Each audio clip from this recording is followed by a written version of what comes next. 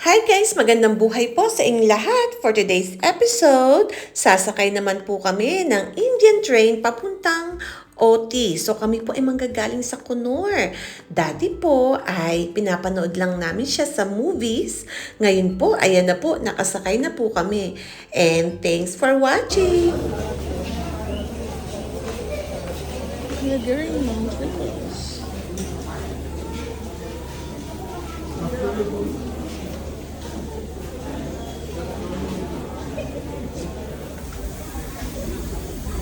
Yay!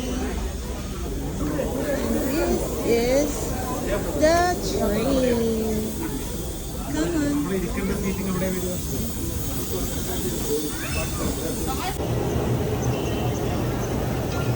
Wait lang, hold on. Come on. Come on, Nino. Come.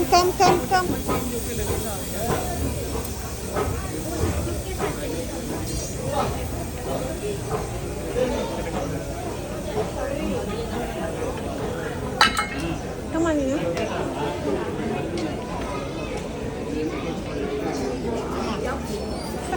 Everything like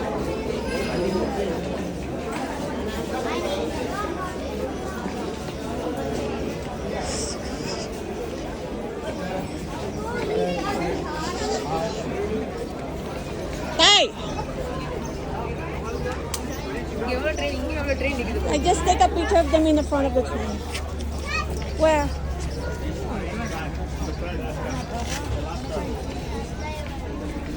Okay, Nina. Hi guys, welcome to train station. Go. At ayan nga guys, sa sobrang excited namin, namali pa kami ng sakay.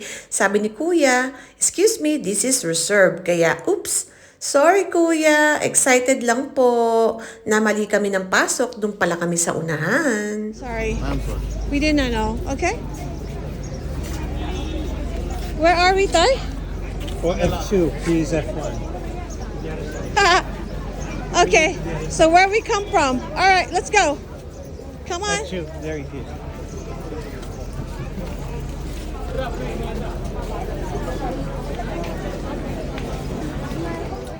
Alam niyo ba guys na ang linis-linis sa train station na to at ang kanilang train parang bago pa. Pero sabi po ni tatay matagal na daw po tong train na to. Pero impressive guys, look at naman oh. Napakalinis ng kanilang train station. O ayan, nag-iintay kami ng train kasi hindi pa daw po dumarating yung sasakyan namin. Pero same train lang siya. Ayan guys, ganito po dito sa Kunor train station, Nilgiris. Ayan. Ang ganda guys, sobrang linis. Ayan, Yeah, that's we're what I think patiently earlier. waiting para dumating na ang train na aming sasakyan. At while we're waiting, syempre, nag-video-video muna ang ating nyo. Syempre, ipakikita ko to kay Kuya Sean. Alam niyo naman po, ang aking panganay, mahilig sa train.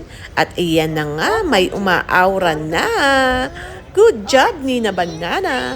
Talagang ganyan po ang kanyang trademark pose. Ayan. Sabi niya, "Mommy, picturean mo ko." O, diba? Ang Nina Banana talaga. You never get bored on her. O, ayan na. Dumating na po ang train na aming sasakyan. Ang saya nito, guys. So exciting. Right, Nina? Yeah. Do you like it? Yeah. And the trains look new, huh? Yeah. Yeah. Really nice. And it's clean. Right? Oo nga, guys. Oh, malinis po talaga siya. Pero matagal na daw po tong train na to.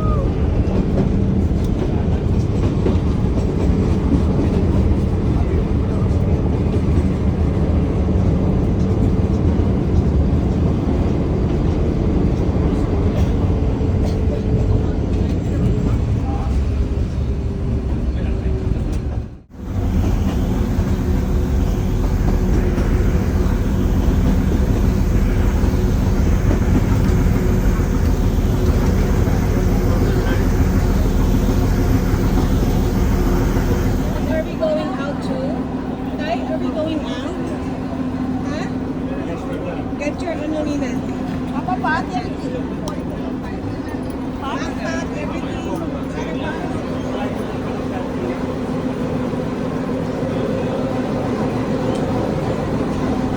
Alright, Salvatore.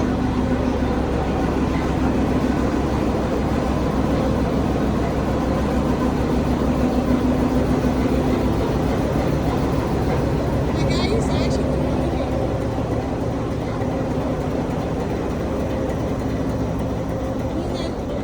I'll take a picture of you.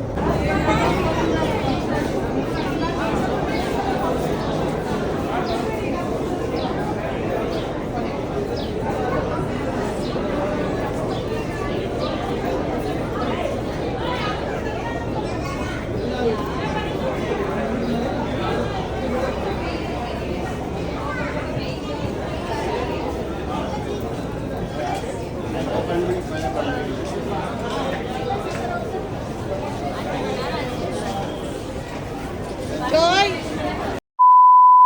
Swear. Okay, let's go. Where's your hat, Mo? Really? Salvatore, cosa ti dico? Next week. Salvatore, vuoi prendere un Nina.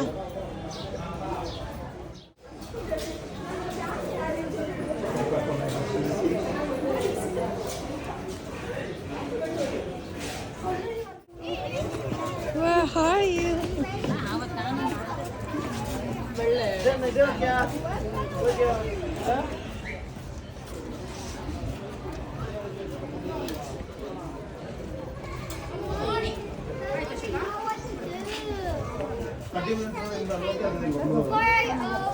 You choose which your size, and then you go. The Uti Lake is the pride of the Blue Hill. It is the central of a strategic attraction. Mr. John Sullivan formed this artificial lake in the year 1824. Then the collector of Combaitor, the Uti Lake, which extends to an area of 65 acres. Earlier, the entire lake was used for fishing. The Tamil Nadu Tourism Development Corporation, on behalf of the Tourism Department, took the possession of the lake for the pleasure boating facilities in the year 1973. Another added attraction of the Uti Lake is the mini train and amusement park.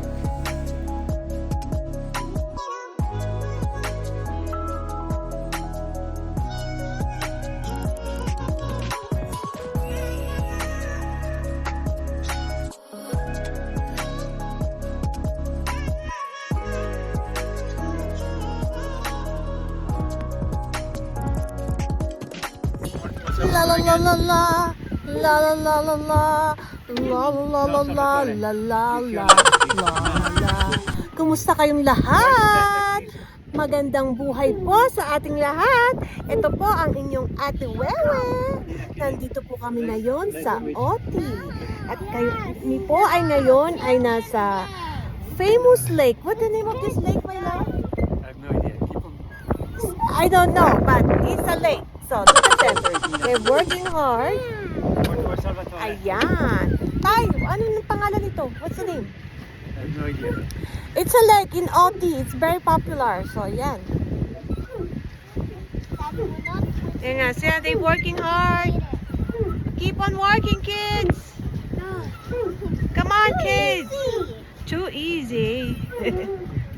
Oh, Center, actually. ayan ang aking captain. There's a duck And family. we are riding the dragon. We found a duck family, Mom. Yeah, and then we're in a dragon boat. There's a duck family, Mom. Ako'y tinutokso. Center.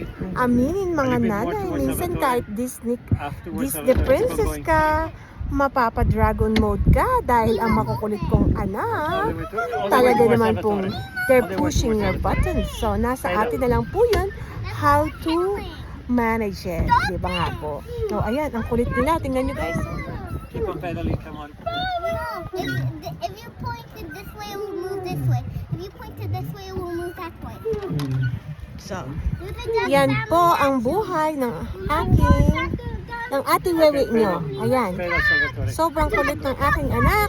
At syempre, ang isa pang makulit ay ito po ay si Tatay.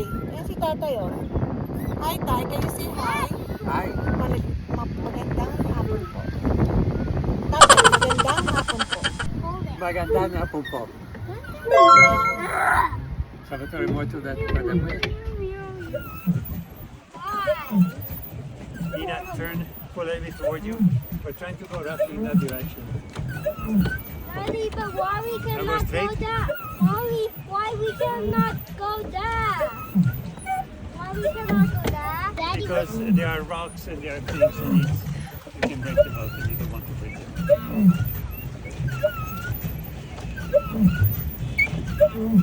Now try to put it at the center. Perfect. there might be sharks in this water. Oh no. This side, this side.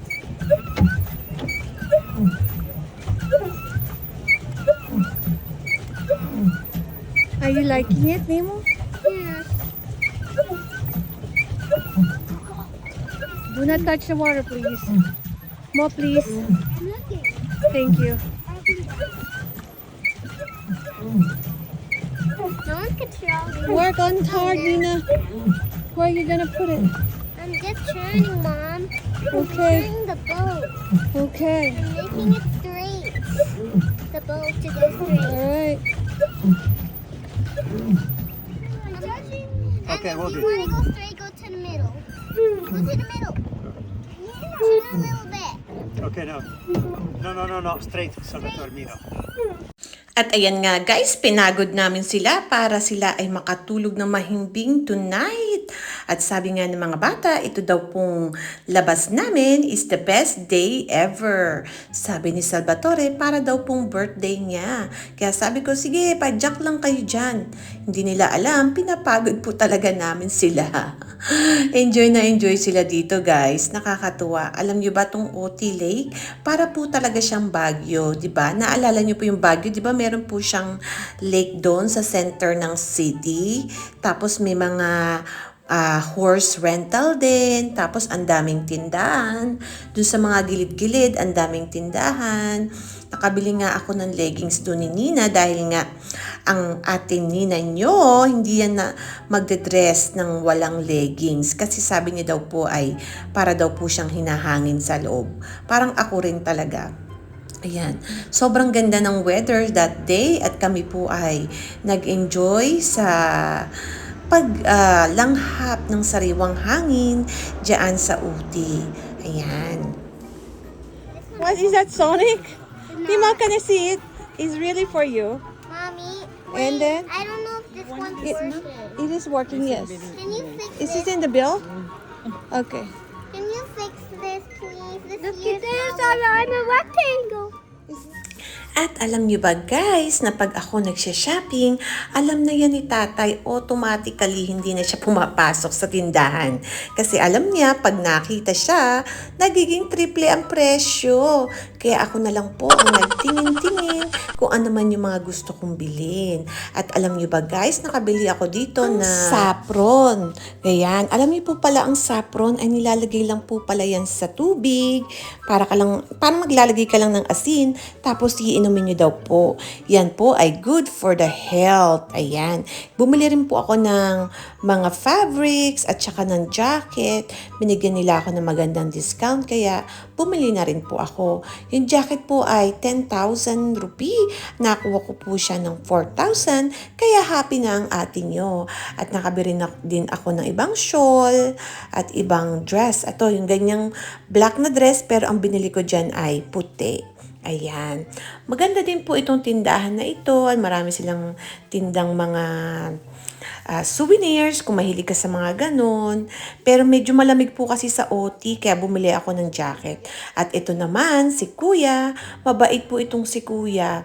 Ang dami niya sa akin binigay na free cookies. Ito palang cookies na ito ay gawa nila. Sila po talaga ang gumagawa ng cookies na yun. Naku po, ang mga anak ko, nung nakita niya nasa likod ko, pinagbibigyan niya na ng mga chocolates at ng cookies. Ganito po pala dito sa UT, ang babait na mga tao. Ang dami nila pong binigay na libreng cookies sa akin. Hindi naman po ako nakain masyado nun. At saka ng chocolates. Kaya ang ginawa ko, bumili na lang po ako ng tea sa kanyang tindahan. Ayan, na siya naman pong ipamimigay ko sa akin kay Roxy. Kasi yan po ang bilin niya. Tea daw po. At saka binilang ko rin ng peppermint, eucalyptus oil si Reka kasi request niya yon dahil daw para daw po yun sa mga sakit sa katawan, yung mga sakit ng kalamnan. So yun po ang para sa eucalyptus oil.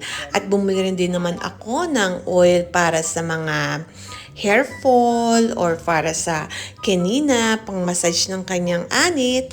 Ayan, ang dami ko po nabiling mga oil dito na gagamitin namin sa bahay. Alam nyo ba guys, dito lang po talaga ako sa India nakaranas na gumamit ng mga natural products ng walang halong chemicals. Talaga po lahat ng mga ginagamit ko simula nang lumipat kami dito sa India is all naturals. Ayan, binigyan na naman niya ako ng panibagong cookies. Grabe naman si Kuya, oh. Hindi naman po ako nangihingi. Siguro nakyutan na naman siya sa mga anak ko. Maganda rin minsan talaga pagkasama mo yung mga anak mo. Meron ka rin makukuhang free. Ayan, kasi yung mga batang ito pasilip-silip. Kaya binigyan siya ng chocolates at ng cookies. Nawala na si Salvatore kasi nabigyan siya ng chocolates. Ayan. Pero ang asawa ko, nandyan lang yan sa tabi-tabi nakaupo. O, ayan o. Ayan yung mga gawa nila, guys. Ito pala ay factory. So, chocolate factories, cookies factories, candies factories. Lahat po yan ay gawa nila. Ayan, tingnan mo. Binigyan naman niya ako ng chocolate. Sobrang bait nito ni Kuya. Malapit lang po itong tindahan nila sa Uti Lake. Ayan. Ang dami niyang binibigay. Naku po, ang mga anak ko pabalik-balik. Parang mga bubuyog. Simula lang binigyan ng chocolate, mga hindi na po natigil.